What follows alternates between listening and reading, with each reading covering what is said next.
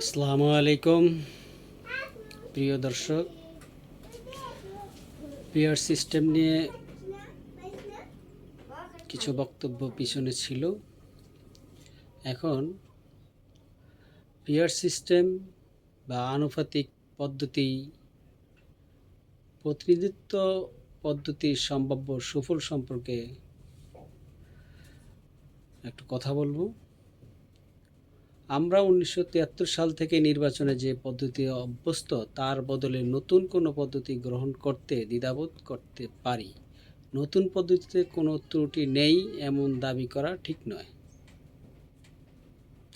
কারণ মানবরচিত কোনো পদ্ধতি সম্পূর্ণ ত্রুটিমুক্ত অল প্রুফ নয়। তাই প্রচলিত ও প্রস্তাবিত পদ্ধতির মধ্যে তুলনা করে কোনটা অধিকতর গ্রহণযোগ্য তা বিবেচনা করতে পারি। পিআর সিস্টেমের সুফল: আনুপাতিক প্রতিনিধিত্বের পদ্ধতি অবলম্বন করলে রাজনীতির মধ্যে বিরাট গুণগত পরিবর্তন আসবে। সকল রাজনৈতিক দল জনসমর্থন বৃদ্ধি করার উদ্দেশ্যে দেশ গড়ার পরিকল্পনা রচনার প্রতিযোগিতা লেগে যাবে। কোনো নেতা বা নেত্রীকে দলের একমাত্র পুঁজি হিসেবে তুলে ধরার পরিবর্তে সকল দল দেশকে সব দিক দিয়ে উন্নত করার জন্য জনগণের নিকট বাস্তব কর্মসূচি নিয়ে হাজির হতে বাধ্য হবে। সুপ্রিয় দর্শক, রাজনীতির ময়দানে জ্ঞানী, গুণী, নীতিবান, নিঃস্বার্থ, চিন্তাশীল, মেধাবী ও চরিত্রবান ব্যক্তিগণ এগিয়ে আসবেন। রাজনৈতিক দলে এ জাতীয় লোকদের কদর বৃদ্ধি পাবে। ধনবল ও জনবলের ভিত্তিতে নমিনেশন দেওয়ার কুপ্রথা দূর হবে। সংসদে প্রতিভাবান লোকদের সমাবেশ ঘটাবার জন্য রাজনৈতিক দলে প্রতিযোগিতা চলবে।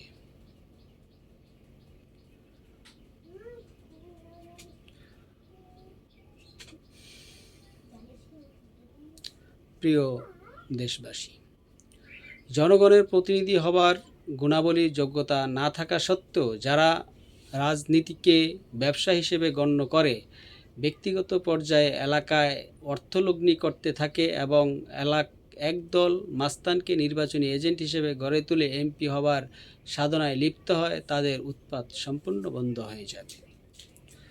প্রিয় দর্শক, দলকে ভোট দেবার পদ্ধতি চালু হলে কোনো ভোটারের ভোটই অর্থহীন হয় না। ব্যক্তিকে ভোট দিলে যে প্রার্থী পরাজিত হয় তার প্রাপ্ত সকল ভোটই কাজে লাগলো না, কিন্তু দলকে ভোট দিলে এই দলের প্রাপ্ত সব ভোট মিলে সংসদে কত প্রতিনিধি নির্বাচিত হতে পারে। কিন্তু ব্যক্তিকে ভোট দিলে কিছু সংখ্যক ভোটার মনে করে যে যার বিজয়ী হবার আশা তাকেই ভোট দিব, যাতে আমার ভোটটা পচে না যায়। দলকে ভোট দিলে কারো ভোটই পচার আশঙ্কা থাকে না। প্রিয় দর্শক, মানুষ যে ভোট পচার চিন্তাভাবনা আমাদের সাধারণ মানুষের মধ্যে আছে, পিআর সিস্টেম হলে এই ভোট পচার চিন্তা থাকবে না, সবার ভোটই কাজে লাগবে। প্রচলিত পদ্ধতিতে কোনো দল প্রচুর ভোট পাওয়া সত্ত্বেও ভোট সংখ্যার তুলনায় আসন অনেক কম পেতে পারে। 2001 সালের নির্বাচনে প্রায় 198 আসনে বিজয়ী বিএনপি এর কাছাকাছি সংখ্যক ভোট পেয়েও আওয়ামী লীগ মাত্র 59 আসনে বিজয়ী হয়েছে। আওয়ামী লীগের পরাজিত প্রার্থীরা প্রচুর ভোট পেয়েও অল্প ভোটের ব্যবধানে হেরেছেন। দলকে ভোট দিলে প্রতি দল প্রাপ্ত মোট ভোট সংখ্যার অনুপাতে আসন লাভ করবে এবং ভোটারদের যথার্থ প্রতিনিধিত্ব নিশ্চিত হবে।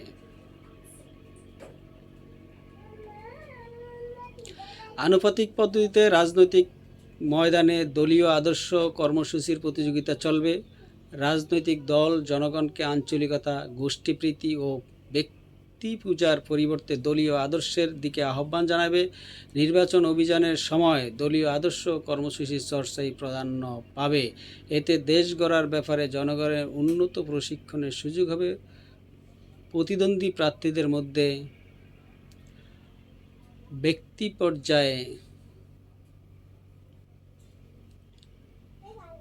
প্রতিযোগিতার সুযোগ না থাকায়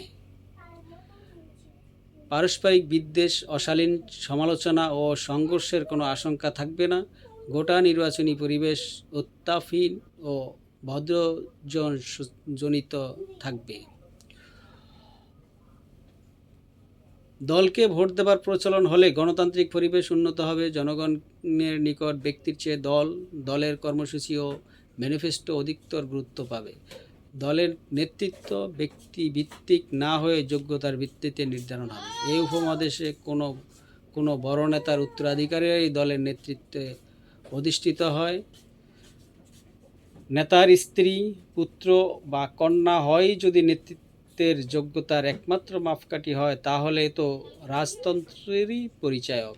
গণতান্ত্রিক প্রক্রিয়ায় মেধা, জ্ঞান, অভিজ্ঞতা ও দলের প্রতি অবদানই যোগ্যতার মাপকাঠি হিসেবে গণ্য। দলকে ভোট দেওয়ার পদ্ধতি চালু হলে গণতন্ত্রের ঐতিহ্য সৃষ্টি হতে পারে। গণতান্ত্রিক পদ্ধতিতে যোগ্যতার ভিত্তিতে নেতৃত্বের প্রতিদ্বন্দ্বিতা হয়। রাজতন্ত্রে ও পরিবারতন্ত্রে উত্তরাধিকারের সাথে প্রতিদ্বন্দ্বিতার কোনো সুযোগ নেই। যারা বলেন যে ব্যক্তির চেয়ে দল বড়, দলের চেয়ে রাষ্ট্র বড়, তারা অবশ্যই পিআর সিস্টেম বা সংখ্যানুপাতিক প্রতিনিধিত্বের এই পদ্ধতির পক্ষে থাকবেন। আনুপাতিক প্রতিনিধিত্ব পদ্ধতি একটি সুশৃঙ্খল জাতি গঠনে ভূমিকা রাখবে বলে আশা করি। ধন্যবাদ সবাইকে।